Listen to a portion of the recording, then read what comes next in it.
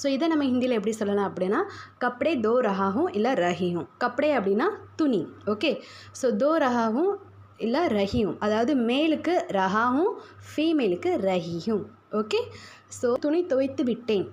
இப்போ நம்ம துணியை துவைச்சி முடிச்சாச்சு, நான் துணி துவைச்சிட்டேன் அப்படின்னு நீங்கள் ஹிந்தியில் எப்படி சொல்லுவீங்க அப்படின்னா மேனே கப்டே தோ லியே ஹேன். மேனே அப்படின்னா நான். ஓகே, ஸோ நான் துணி துவைச்சிட்டேன் அப்படின்றத அர்த்தம். ஓகே, ஸோ நெக்ஸ்ட் ஒன் பார்த்துடலாம்.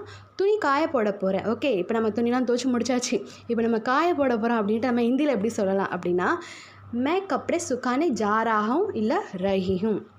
இது மேல்னா ஜா ரஹா ஹூம், ஃபீமேல்னா ஜா ரஹி ஹூம். ஓகே, ஸோ நெக்ஸ்ட் வேர்டை பார்த்துடலாம். துணி காய்ந்து விட்டது.